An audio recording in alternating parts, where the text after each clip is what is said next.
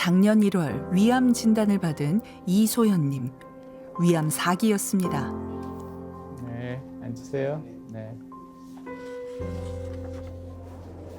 요새 식사 같은 건 잘 하세요? 네네네네. 이 전에 수술을 못했던 이유가 처음에 네네. 그 대동맥 주변에 림프절의 전이가 있어서 예. 수술을 못했었는데 최근에 검사를 다시 했는데 대동맥 주변의 림프절에는 크게 이상이 없어 보이거든요. 예. 그래서 지금 상태는 수술이 가능한 상태로 보여요. 수술이 가능하다는 진단. 소연님이 간절히 기다려온 순간입니다. 상태고 위를 다 절제를 하고 네. 남아있는 식도하고 아래쪽에 소저하고 다시 연결하는 수술을 하게 됩니다. 네네. 이틀 전에 입원하시면 되고 네. 수술하고 특별한 문제 없으면 한 일주일 정도 있다가 퇴원한다 이렇게 아, 알고 네. 계시면 아, 네. 돼요. 뭐 궁금한 거 있으세요? 아니요. 너무 좋아서 너무 좋아 행복해요. 심각한 빈혈로 병원을 찾았다. 위암 진단을 받은 소연님. 치료를 위해 찾은 대학병원에선 수술이 불가능한 상태라고 했습니다. 그때부터 왕창 무너져 버렸어요. 제 마음이 완전히 처음에 그냥 지방에서 이제 진단 받았을 때 그때 보다가 큰 병원 와서 교수님이 저한테 말씀해 주시는 걸 듣고 그때부터 완전 그냥 지정신이 아니어서 한 시간 가량 울었는 것 같아요. 위의 윗부분인 위와 식도의 경계 부위에 생긴 암.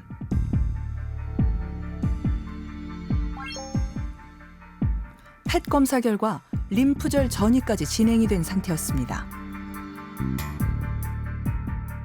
원격 림프절이라고 해서 좀 더 멀리 떨어져 있는 림프절의 전이가 있으면 수술이 어려운 것으로 보게 됩니다. 그 외에 이제 위암 환자의 경우에는 뭐 간이나 폐든 다른 데에도 전이가 있을 수 있기 때문에 그런 경우에는 항암 치료를 우선 하게 되고 위암 환자의 경우에 제일 흔한 것은 이제 복막 전이이기 때문에 복막에 전이가 있는 경우에도 항암 치료를 우선 하게 됩니다. 희망을 버리지 않고 항암 치료를 시작한 소연님. 1년 반 만에 림프절 전이가 사라지면서 수술이 가능하게 됐습니다. 처음 항암 치료를 이제 얼마나 적극적으로 하느냐에 따라서 다시 수술로 갈 수 있는 기회가 많이 판가름이 나거든요. 그래서 환자분 같은 경우에는 원격전이 됐던 림프절들은 거의 다 좋아지고 이번에 이제 수술을 하게 되신 거죠. 4기에서 수술을 가는 환자분들은 가실 수 있는 환자분들은 대개는 평균 1년에서 2년 항암을 하고 이제 수술로 갈 수 있는 기회가 생긴 경우가 대부분이기 때문에 이제 그 기간을 잘 이겨내시는 게 굉장히 중요하죠. 지치지 않고. 지치지 않고 소연님은 견뎌왔습니다.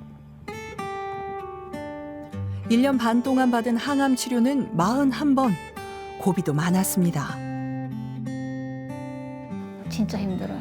처음에 항암할 때는 완전 시체. 소변, 대변을 가려야 되는데 그냥 방에서 대야에다가 열도 막 40도, 41도까지 올라가고 땀이 엄청 많이 나거든요. 손, 발이 막 지리고 독감에 한 몇십 배 정도의 그 떨림이 있고 춥고. 소연님의 수술이 시작됐습니다.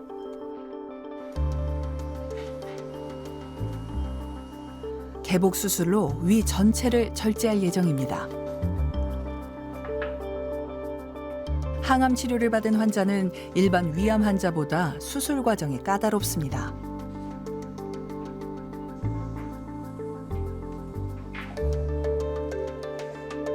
무사히 끝난 수술.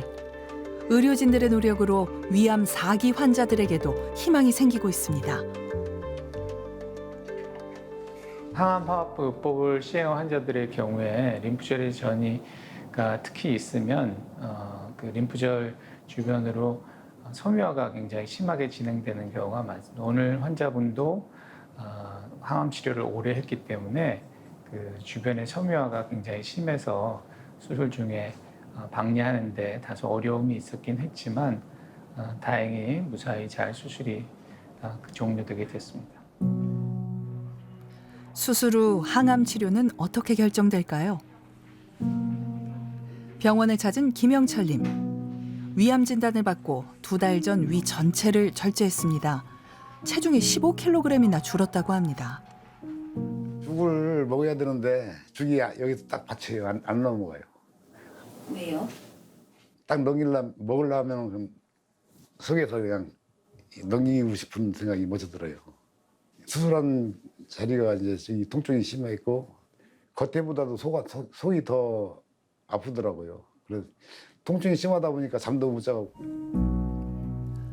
영철님은 수술 뒤 진행하는 보조 항암 치료를 시작해야 합니다. 위암 2기였기 때문입니다.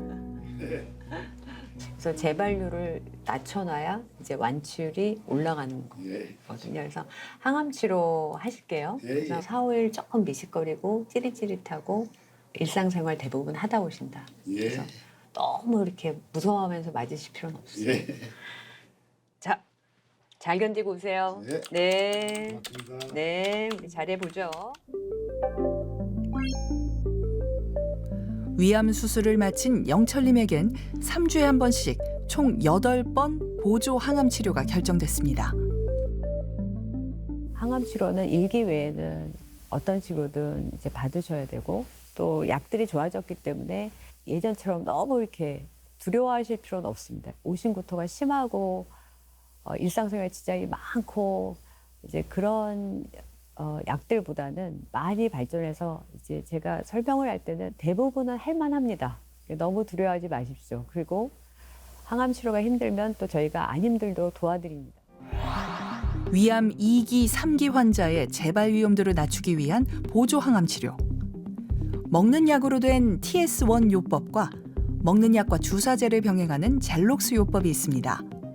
이 밖에도 더 많은 항암 치료제가 지금도 연구되고 있습니다.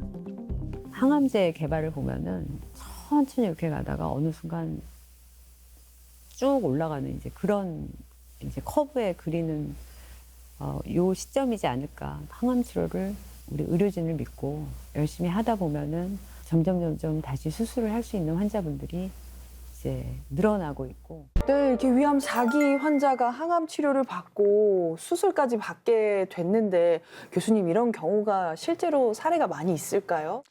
많지는 않습니다. 이제 많지는 않지만 그래도 항암제가 더 발달하면서 조금씩 늘고 있어서 그래도 희망을 가지시는 게 중요할 것 같습니다. 그러면은 이제 선항암 치료하고 이제 네. 절제 수술을 받은 환자들은 그 다음 단계 이렇게 치료 과정은 어떻게 진행이 될까요? 네, 일단은 수술을 한 조직을 가지고 최종 병리학적 검사를 해서 이제 그 반응 여부에 따라서 결정이 되는데 이 수술을 하고 나서도 항암을 지속적으로 하는 경우가 많습니다. 항암이 이제 계속 이어져서 네. 병리학 쪽에서 이제 완치다라고까지 갈 때까지 치료가 이어지는 건가요? 일단은 그 병리 검사를 했을 때 암이 다 사라지는 경우가 있습니다. 수술을 했을 때. 바로? 예, 그만큼 항암이 잘 듣는 경우죠. 그런데도 불구하고 다시 또 재발이 되는 경우가 있기 때문에 어느 정도는 이제 지속적으로 항암이 이제 지속되어야 하고 나중에 이제 영상 검사라든지 꾸준히 항암을 하고 나서 그 다음에 이제 항암을 중단할지의 결정은 이제 종양내과나 또 다학제 진료에서 저희가 결정하게 됩니다. 이제 수술을 했잖아요. 그러면 일반 환자들이 일상생활로 최대한 빨리 돌아가는 게 중요할 텐데 그러면은 수술한 환자들이 일반식은 언제부터 할 수 있고 일상생활은 언제쯤부터 가능할까요, 교수님? 수술하고 나서 처음에는 이제 물부터 시작해서 미음, 그다음에 죽을 먹고 퇴원합니다. 일주일 이내에 퇴원하게 되고 그다음에 한 2주 정도 지나면은 이제 죽에서 밥으로 조금씩 바꾸게 되고 일상생활이나 어떤 여행, 운동 같은 경우는 수술하고 나서 한 달 정도면 요즘은 이제 하고 계십니다. 그리고 이제 처음에는 많은 양을 못 먹기 때문에 이제 한 달에 한 살씩 먹는 어린이 위다 생각하라고 말씀을 드리는데 그렇게 생각하시면은 어떤 그 시간이 지남에 따라서 잘 적응하시는 것 같습니다.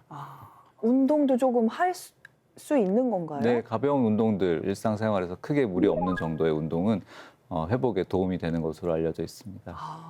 맵고 짜게 먹어서 위암에 많이 걸린다 이런 이야기 옛날부터 많이 들은 것 같은데 네. 실제로 위암의 원인이 맵고 짜고 많이 먹어서 그런가요? 네, 그런 원인도 있습니다. 매운 음식은 아직까지 좀 이견이 있기 때문에 확실치 않은데요. 짠 음식은 확실히 위암 발생에 영향을 주고요. 그렇지만 가장 중요한 위암의 위험 요인은 헬리코박터라는 세균입니다. 예, 세균이 감염이 되어 있다고 해서 다 위암에 걸리거나 그러는 건 아니고요. 실제 헬리코박터 감염자의 약 1% 정도에서만 위암이 발생하는 것으로 되어 있는데 그렇게 보지 말고 위암 환자에서 보게 되면은 예. 위암 환자의 약 90%, 많게는 95%까지 헬리코박터가 연관이 있는 것으로 되어 있습니다. 그럼 모두가 대부분이 조심해야 된다는 그 말이네요. 그렇기 때문에 우리나라가 아직도 위암 발생이 줄긴 했지만 전 세계적으로 위암 발생이 가장 높은 나라 중에 하나이고 실제로 헬리코박터 감염률이 많은 상태이기 때문에 헬리코박터에 대한 중요성에 대한 경각심 같은 것들을 계속 가지시는 게 좋을 것 같습니다. 진짜 오늘 방송을 보면서 이제는 이제 위암 수술도 많이 발전을 해서 힘든 상황에 있는 환자들에게도 좀 희망이 보이지 않나라는 생각도 들었거든요. 우리나라의 위암 치료는 어느 정도까지 와 있는 걸까요? 1, 20년 전, 길게는 뭐 30년 전과 비교를 해봐도 요즘에 그 위암 환자들의 생존율이나 삶의 질 같은 것들은 이전과 비교할 수 없을 정도로 좋아졌다는 것을 많이 느끼고요. 수술도 굉장히 이제 비침습적이고 보존적인 치료로 많이 바뀌었고, 그리고 부작용에 대한 관리도 많이 발전했고, 표적 치료나 면역 치료 등의 새로운 치료 기법들도 도입되면서 너무나 많은 무기들이 생겼고, 예, 또 하나 부작용 그런 것들도 많이 줄어들고 있다는 것을 좀 실제로 굉장히 크게 체감하고 있습니다. 생존율도 많이 올라갔지만은 환자들의 삶의 질까지 이제 이후에 생각을 하시는 것 같아요. 네. 특히 이제 요즘은 수술 후에 어떻게 하면 회복을 더 좋게 할까 하는 에라스라고 그러는데요. 에라스 연구라든지 또는 삶의 질에 대한 연구가 활발하게 되어 있어서 향후에는 이제 수술 후에 어떤 회복 그리고 삶의 질이 더 크게 향상될 것으로 기대하고 있습니다.